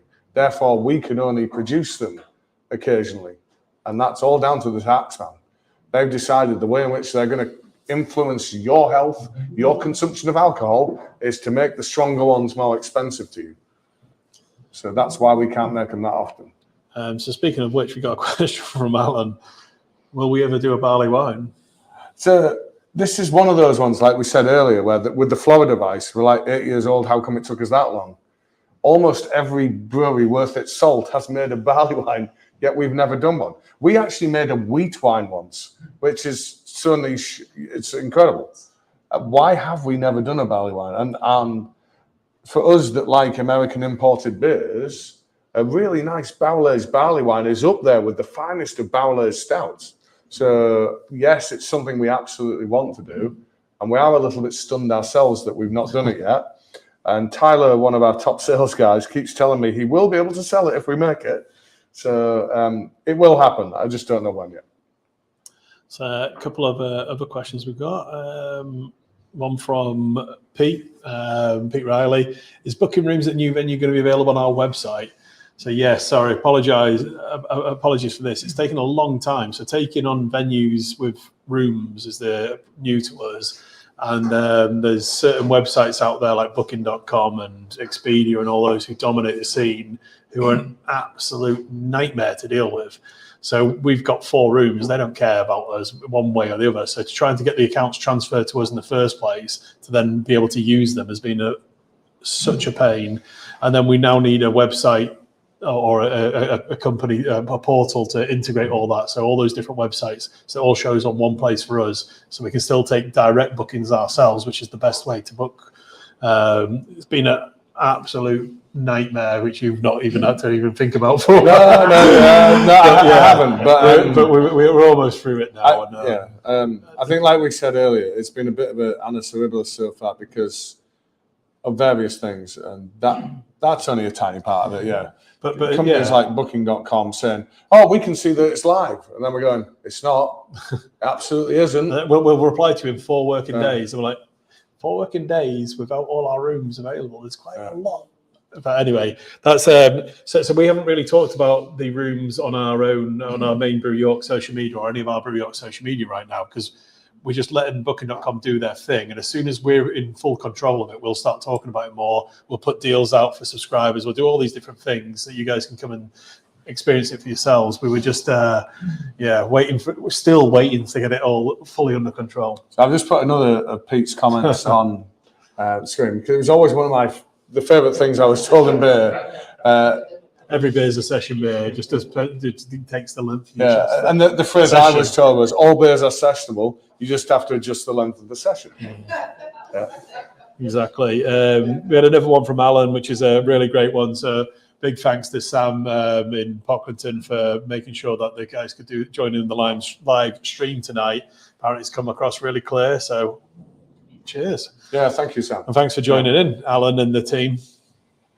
Okay, so at this point we do need to head towards the end, and we need to tell you about what's coming up next month. So first of all, what you can expect in your box next month. So what we're not doing anymore is committing to the 4 beers that we'll be doing in the tasting because we're not organised enough for that. And sometimes we have packaging delays. So what we do now is we say the 4 beers will come from the list we're about to tell you. Exactly. So one that I'm pretty certain will be in because it almost made it into this month's is a beer called Flamingo Bingo, which is a 3.4% pink lemonade sour. And I love this idea right from the get-go, and I think we've executed it really well. It is proper pink, and it is really, really lemonade. Brilliant. And then we've got return of the tea series beer. So we did some tea infusions. We've done it twice now, where we worked with Hebden tea, and we've chosen different tea blends that they use to make beers with. So it's a pale ale with a Hebden tea infusion. So you get lots of really cool flavors coming through, but it's essentially still a beer. So we've got a berry blend, which is a berry tea, and It's elderberry and peach, but we're going to be calling it elderberry infusion. And both of them are going to be 5% ABV, really relatively sessionable. But yeah, lots of different. I think in the modern world, 5% is more than sessionable. But anyway, exactly. And then we're going to be following that with hazelnut tongue cocoa, or might possibly be following that with hazelnut tongue cocoa, which is our standard tongue cocoa, 4.3% with a new nutty reinterpretation. And then Hop Sessions 10, which is the one that Lee was telling you about earlier. So that's coming into Amarillo Centennial Mosaic. And then we also, probably almost certainly, will be including Rum Sunday. Yeah. So Rum Sunday is going to be the big hitter next month. So and who did we brew that with again? Brewing. So that's going to be on our tasting session next month, because I can guarantee if that beer's in the box, that we're going to be tasting it. So that's the beers next month. In terms of where you can find us across the next weeks and months, this particular weekend keep doing it. Is a very busy one. You're going to find us in 3 locations. I suppose technically more than that, but we are Liverpool Craft Beer Expo, 6th to the 8th of June. Right now. We're also at Poppleton Beer Festival, 7th to the 8th of June. And we're also currently, or Sam, our export manager, She's over in Norway, Stavanger in Norway, at the Invitational Beer Fest 24. I paused because I thought you might. No, I was just trying to catch the. I'll carry on then. Yeah, keep going. Okay. 14th to the 15th of June, we have Nottingham Craft Beer Festival. Always a fun one. The crowd love us down there. They're always really welcoming. Couple that we mentioned earlier, 18th of June, if you're in and around Guiseley, make sure you get a ticket and get down to the Euro event we're doing with Cami to support prostate cancer There's charity. not many tickets left, so if you want to come along, buy them now. 25th of June, if I got the date right there, it's the England-Slovenia one that will be at our Brewery tap, Handley tap in Osbaldwick, when Cami will join us for the England versus Slovenia game. 29th of June, Roosters, very local to here, Couple of stops on the way. They're having their Suds and Buds Festival. You'll find us there. And then finally, one that's very close to my heart is 5th and 6th of July, which is the Merchants Adventurers Charity Beer Festival, which I'm one of the lead organisers in. So for that, if you want to get to that one, get on the Merchant Adventurers website. You'll find the tickets there. There's 4 sessions across 2 days.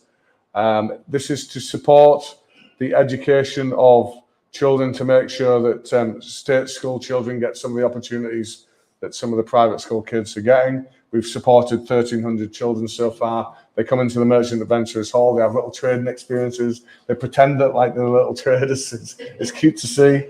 And there's other educational things that are supported through the money raised by that particular event. So that's 5th and 6th of July.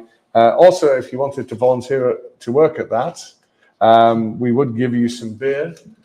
We would also feed you. And my email is lee@brewyork.co.uk if anyone wants to get involved in that manner. So, good question or good comment came up from Derek. Can you please put the 4 live tasting beers in the email that you send out for the live sessions?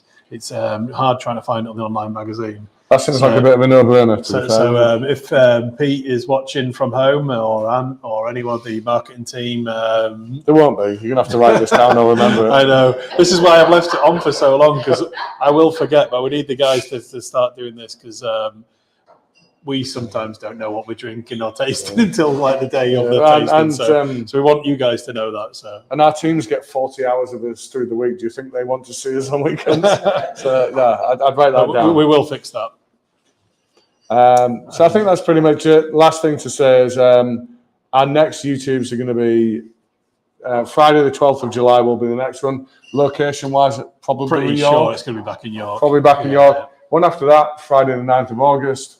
One after that, Friday 13th of September. And we committed to putting these on the website, and so you could start planning around it. And for some reason, we still haven't done that. So we will get better at making sure that the tickets are available much further in advance.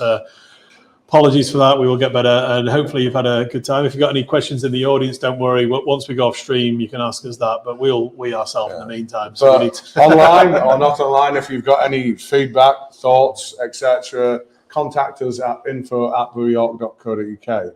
Thanks for joining us, guys, and we will see you next time. Awesome. Cheers, guys. Cheers. Bye. Bye.